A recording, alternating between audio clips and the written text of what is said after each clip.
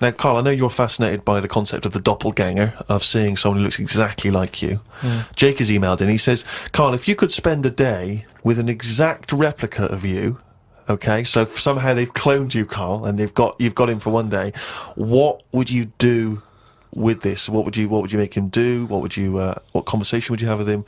What would you do? Is there anything you could, how would you utilise him for one day? Well, they'd both say, I'm not bothered, and that'd be the end of conversation. What would do me head in is, does he think the same way, look the same way, Exactly the same. Yeah. How would I know which one I was?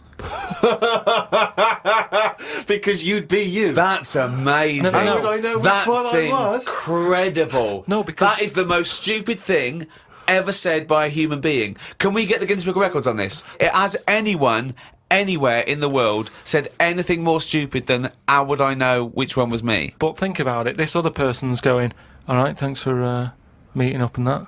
And I go, hang on a minute. No, you came to me. And then Suzanne would come home and she wouldn't know the difference. And then suddenly you'd start doubting yourself. And you go, should I be leaving? Or... So, how do I know if I am that real one, if he knows what I know? But you know who you are because you're experiencing But he'd it. be saying that because he'd say, yeah, it is a bit weird, But isn't it, you know Owen, the truth, you idiot. Because How you would I wouldn't- know which one I was?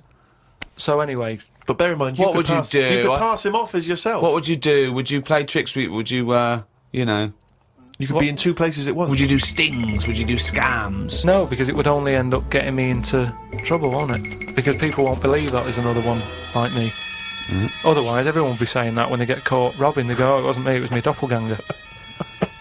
It can only... I wouldn't want it, to be honest. It's a bit of a headache, isn't it? Because he could be going off, going mental, causing all sorts of trouble, and you're going, will you pack it in? And he's going, what? What are you on about?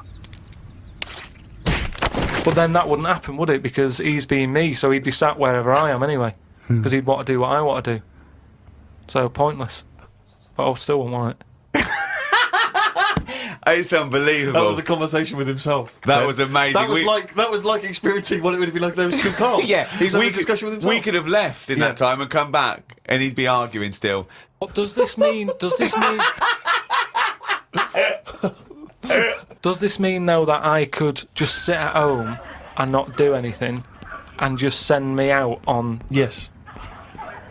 And when he's seen something happen, I'm seeing it. No. You're separate people. You're separate people.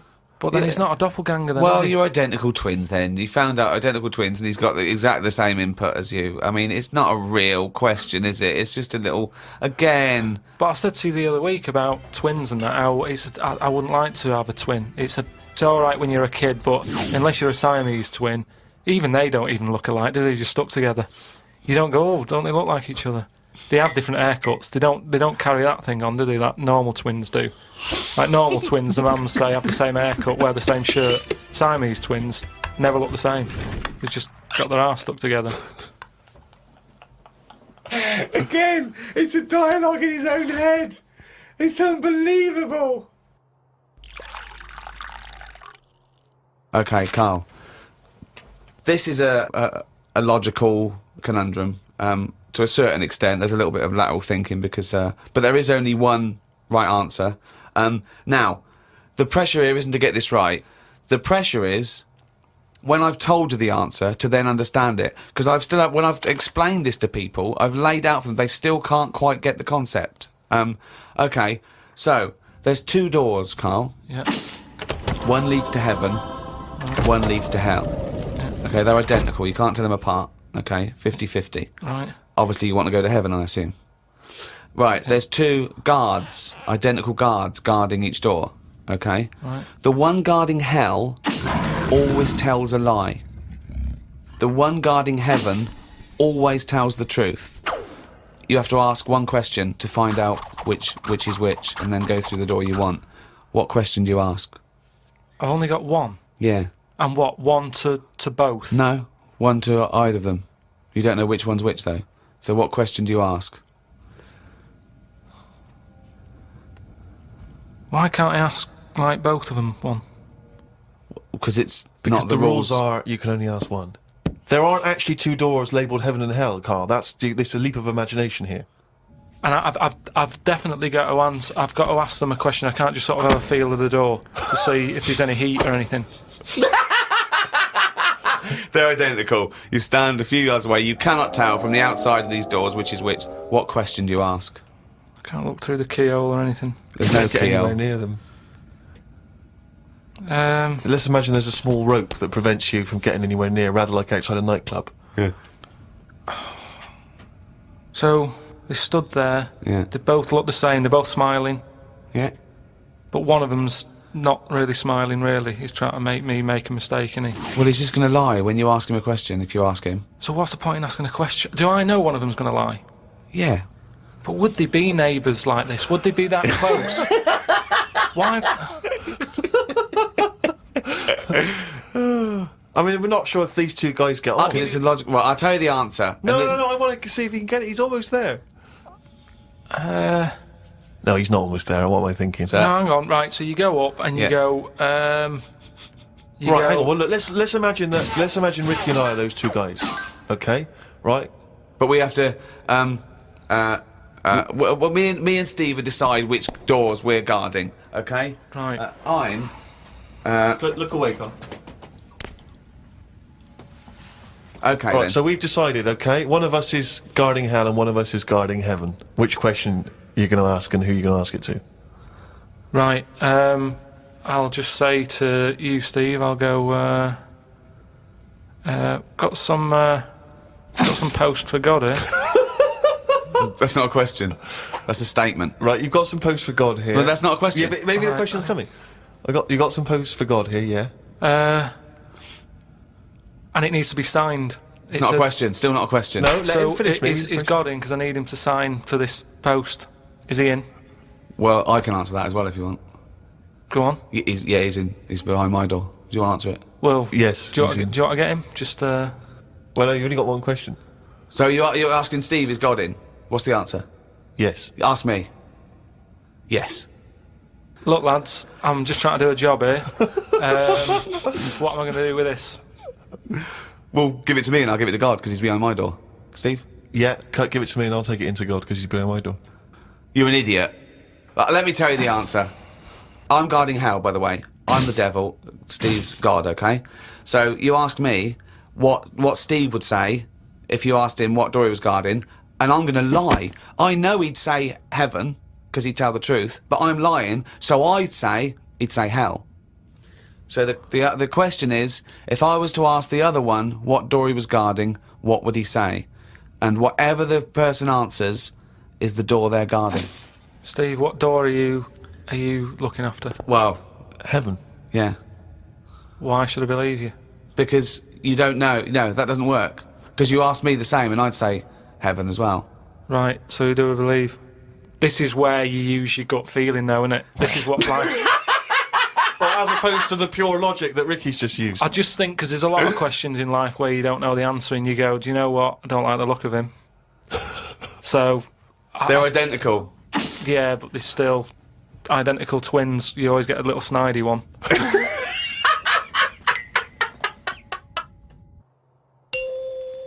Well, Rick, you're not the only one who's been away. I know you've been off working, but Yeah. I, at long last, have taken a bit of leisure time.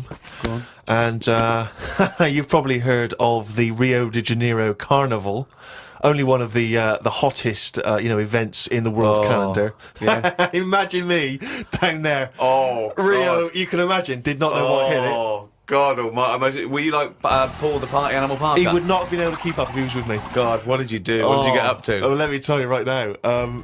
Day one, I almost drowned. Day two, I got a foot infection and spent the day in the hospital. And the rest of the time, I had diarrhea. So that was a hell of a time. Carnival. Yeah. I did. I was able to watch some of the carnival on TV, Oh, and it right. looked brilliant. It looked Did it? amazing. I didn't actually. It was difficult to make out because the TV wasn't actually in my room. Because in an effort to save money, I wasn't staying in a hotel.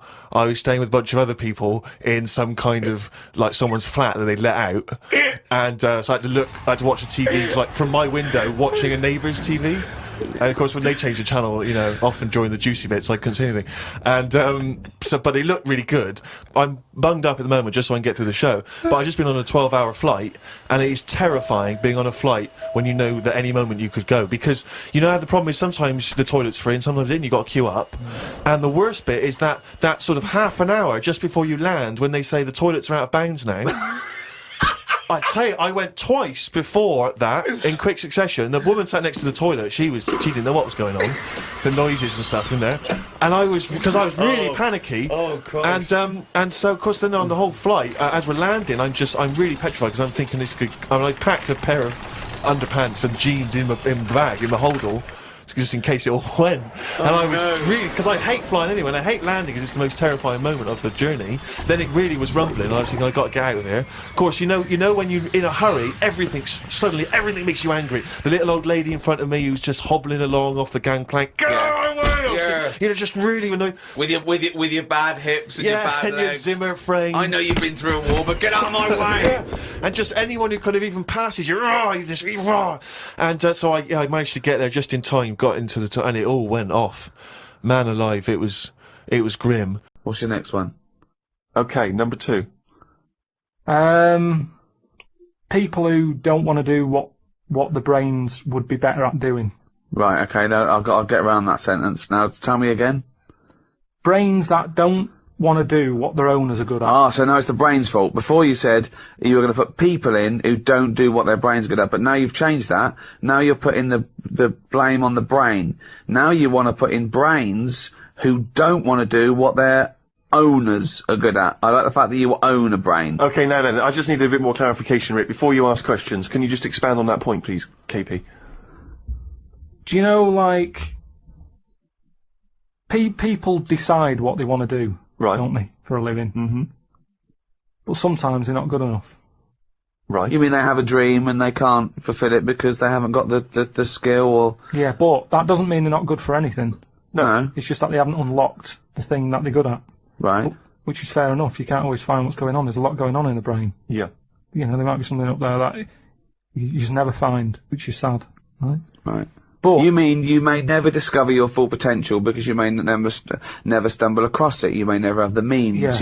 Yeah. But that of course. Yeah. I only got into hospital radio because my dad was in hospital, so I found out about this thing and I thought I didn't even know this existed. I want to go. Well, of course. So I mean, there's much bigger issues there that the poor working class people don't get the same opportunities. People in the third world, when you're worrying about whether you're going to live through the next few days, you don't start thinking, I wonder if I can play the cello. Can I refer you back though, Rick? You made an interesting point there, but I fear that's not exactly what Carl was saying. I don't think that his point was quite that profound. Yeah, that's kind of what I meant. Yeah, I don't know. There was something to do with the brain not allowing its owner. Yeah, because that's the bit that annoys me. Fair enough if a brain hasn't decided what it wants to do, because you. What is this? Let him finish. God, this thing about the brain being in charge, like the numbskulls. Because it hasn't found its destiny, type thing. The brain hasn't found its destiny. When someone is good at something, and they know the brain is good at something, but then they don't want to do it, and they want to go off and do something else. Sorry, who's to blame here? The person or the brain? I'm talking like him now. I don't know who are you putting into room 102? What annoys you? A brain that doesn't let its owner know what it's good at, or an owner that won't do what the brain wants to do? I think it's the owner, because say like a bloke who's good at plumbing.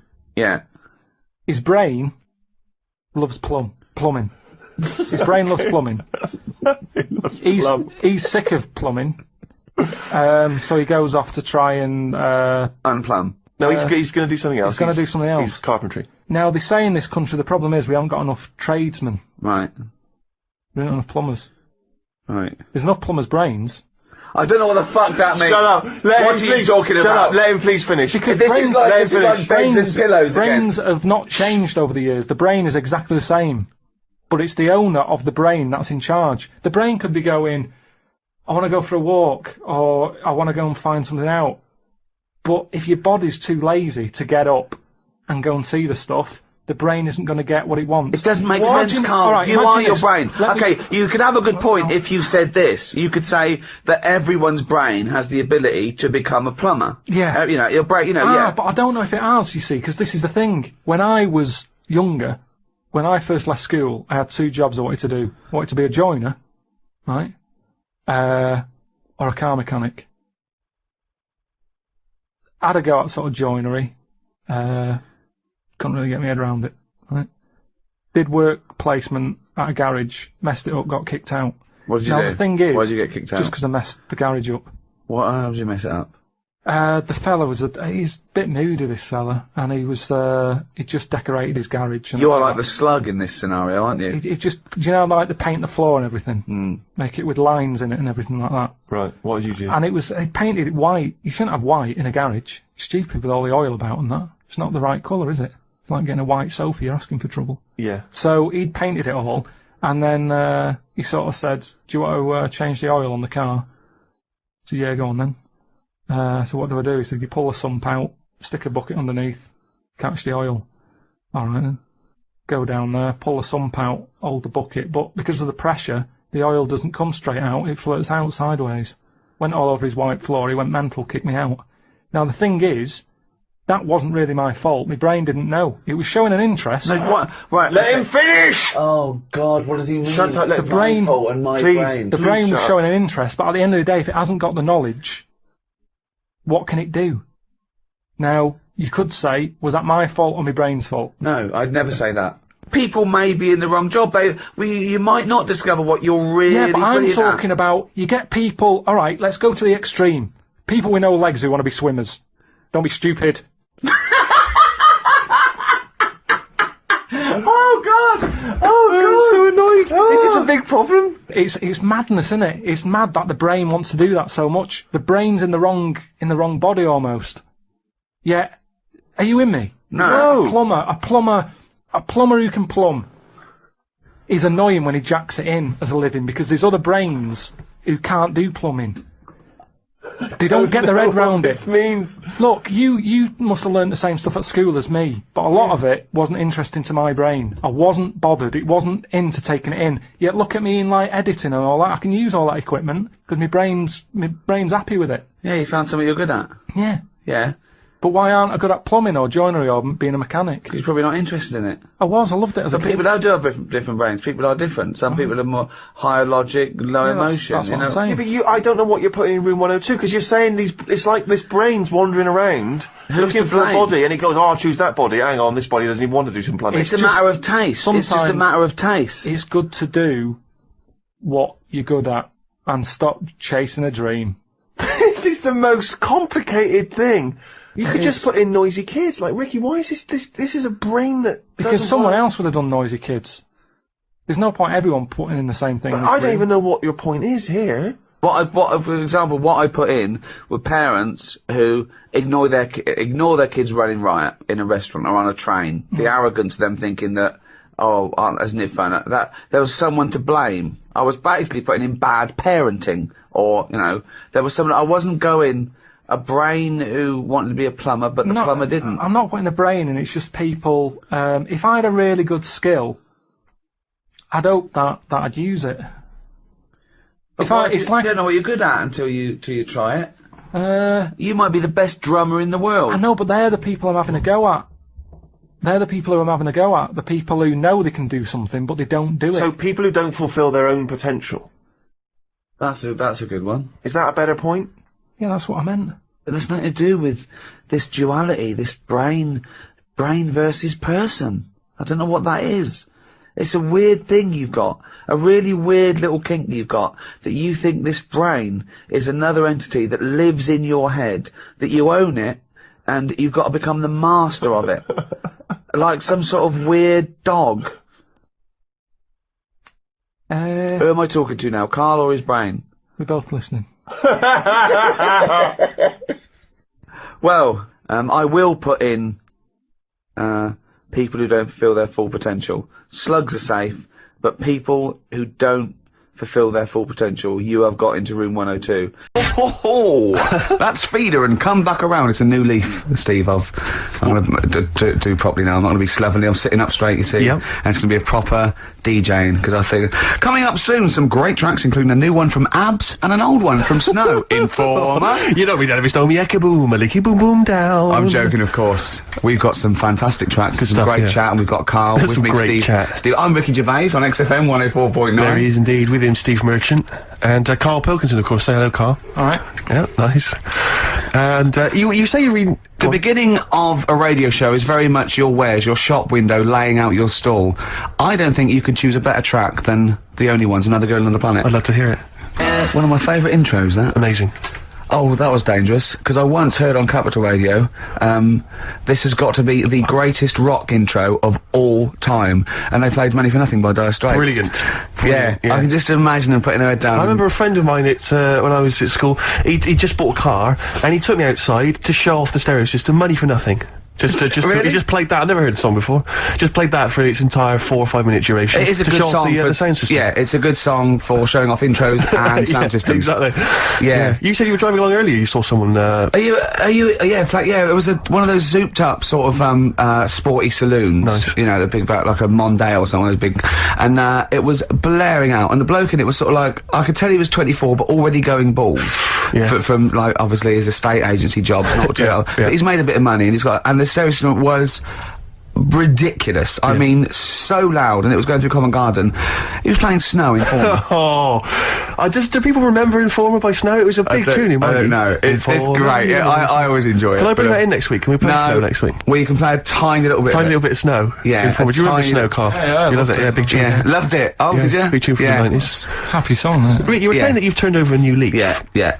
Is that in all aspects of your life, or is that just in your broadcasting career? Because the reason I bring that up is because, do you want to describe what you were eating just now when we came in? Because you're a 40-year-old man. You've put on a little bit of weight, so presumably you're watching what you eat. Well, no, but it sounded exotic. I went into a cafe and they didn't have a cheese sandwich. Right. And can I describe what it looked like to me? Right, it looked to me like a big slab of cheese. You've just got them to just cut off a big block of cheese, like the size of a CD case, or one of those double albums, right, of cheese, right, and just lightly melt that for me, so it drips over my hand and it gets really greasy in the bag. But just lay some strips of bacon on the top. Yeah, but listen, you've embarrassed yourself. Is that what it was? No, it's a croque monsieur, so it's French. It's a what? A croque monsieur. A croque monsieur. Yeah, and so I thought, I've never heard of a croque you're having monsieur. Let's see, you've embarrassed yourself. Is that how it's pronounced, or is it croque monsieur?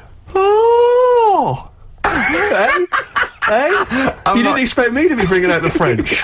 Tu aimes la musique pop? Oui, je t'aime la musique pop. Le plume de ma tante. Où est le syndicat d'initiative? That means my aunt's pen. So what was it then? It was a croque Yeah, monsieur, and it was just too greasy. It was just too, and it was all wobbly. I like toast, like it to be crisp. Sure. It's the thing with like, what? This is rubbish. Play Coldplay. Coldplay. That's all right, isn't it? Yeah, it's not bad. Yeah, not bad. Nice little track. Yeah. Well, Steve, we've been away now for what? 12, 13, 14 weeks. Is that really? Yeah. Wow. I've been looking forward to coming back. It's great. It's great to be back. Yeah. And yeah, we've had some laughs, some tears in the interim, I imagine. Yeah. We've had a few ups and downs. Obviously, been working on the TV show, The Office, BAFTA winning, coming soon, BBC Two. But Rick, I just need to mention something quickly to you. When did I last see you? I saw you yesterday, didn't I? Yeah. Because we went up to Edinburgh yesterday. We were very nicely invited to go and talk at the Edinburgh International Television Festival. It was quite a big deal. We went up there and we were interviewed. And Ricky chose to go on the train because it takes like 4 hours. Is it 4.5 hours or something on the train? Yeah. But it's quite leisurely. It's quite sort of gentlemanly thing to do. Yeah. I opted to go for the plane option and fly up there. More modern. Exactly, and they bankrolled that. They paid for it all, and that was all not very nice. And as I recall, when I last saw you, we got a cab, didn't we? And you asked if you could get the cab to drop you off at the train station. Yeah. And then it took me on to the airport. Yeah. Did I? Now that was before. The last time I saw you was before I got to the airport and missed my flight, wasn't it? Because I had to drop you off in the centre of town. Yeah, no, that was just before I had to pay £165 to upgrade to another ticket. How did you not tell me that in the last hour? £165, Ricky. I had to pay because we dropped you off at the train station. So I mean, do you want to go halves on that, or what do you want? How do you want to deal with that? How do you want to sort that whole mess out? Why were you late? Why was I late? Because we dropped you off in the centre of Edinburgh, and you know how hard it is to get out of Edinburgh in rush hour traffic. But it was only 3 minutes away, so you'd have missed it anyway. No, because if we'd gone the other direction, it would have been 20 minutes. It took me like an hour to get to the airport. And I got there, and the plane had already left, and the cabbie was just laughing. He was saying, we're never going to make it. He goes, you were a religious man, you better start praying. I thought he was being facetious. He was absolutely right. £165. But hold on, why didn't he tell you that when he picked up at 4:15?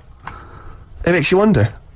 So obviously I'm a little bit annoyed because I'm not a man who likes to sort of spend unnecessarily. But wait, this is not my fault because you were there when we made that decision. I didn't impose this on you. We both decided that might be. It's both our fault. I mean, it's no one's fault. It's both our fault. That's fair. That's all I wanted to hear. It's both our fault. Therefore, it's both our financial obligation. No. £165. Just split that in half.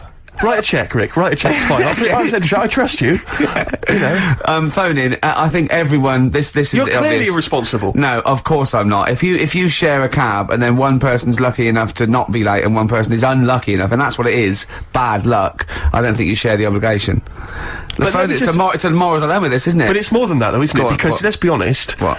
Even if you had known that I was going to get there late, you'd have wanted me to hang around just so you weren't left around waiting for a train on the road. Because you get bored sitting there. So you'd have wanted me to at least got in that cab. I got there way too early. I actually got there I was there about 30 minutes early. You made it fine then, that was... Well, exactly, so I mean, I sacrificed me hanging around for half an hour so you could get it at 4:15. And the other thing is this, you were going to get it at 4:15 anyway.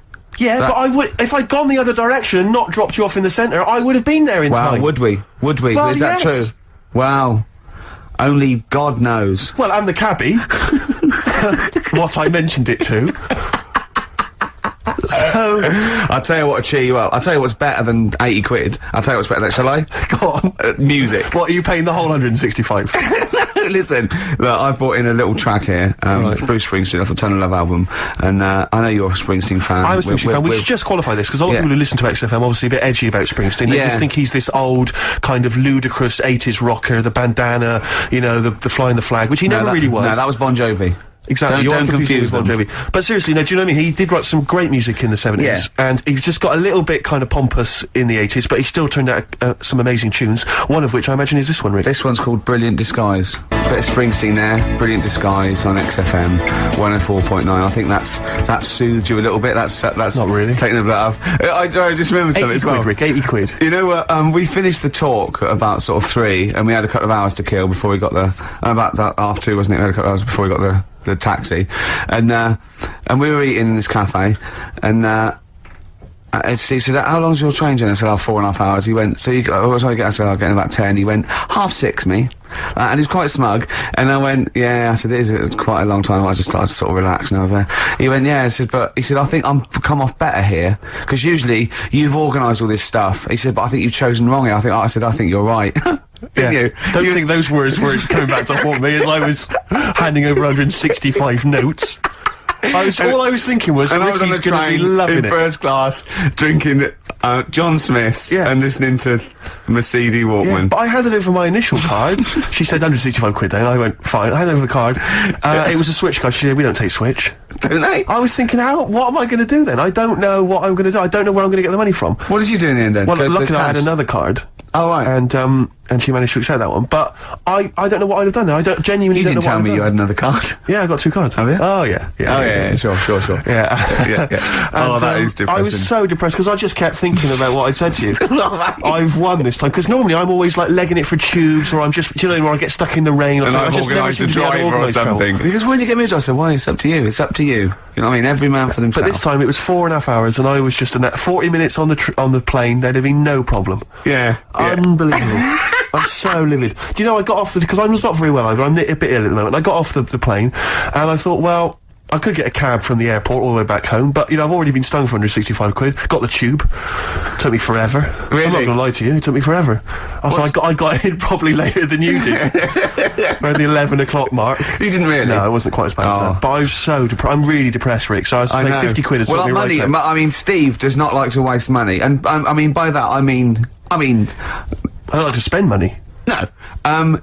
He had to go out and get a shirt for a photo shoot, quite an important photo shoot for, I think, the Times, right? He went out, he was buying a shirt, went out, planned it, short. Came back, $14.99 from Henny's. Henny's, $14.99. He knew where he was aiming, he aimed straight for Henny's, he knew where he can get a bargain. This is a man... But it seems to me that at that kind of price, you can throw them away, Av. You don't even need to wash them, really. You can throw them away using, like, Kleenex. Have you ever thrown one away? No. No. Just scrape off the stains and keep on wearing it, Rick. Remember that time when we went to the casino for my birthday, and I was like 100 quid down, and some people were 100 quid out and 100 quid down. He, after the 3 hours we were there, was down £20, genuinely depressed. I was almost crying. Yeah. Because I don't. Well, it's because it's a mugs game gambling. It really is. Was that where we? Because I went there. It was when there was one time we went there. It was our agent's birthday. That was another time we went there, right? And he was up, and he got a win. He was 30 quid up, and so I said, "It's your round then." And the round was more than 30 quid, and he couldn't believe it. And he sat down and he went, "I can't believe it." He said, "And I bought him a present, so I was already down." Yeah, I was. I turned out I was already down because I bought our agent a gift.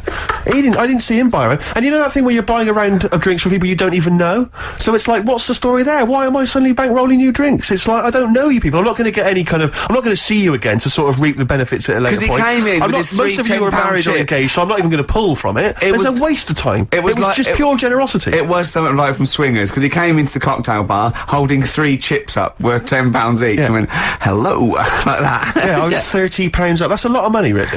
Carl, you know that. 30 quid. You don't want to sniff at that. Oh, what song should we play? We've got lots of songs in. It's hard. Bit of Incubus.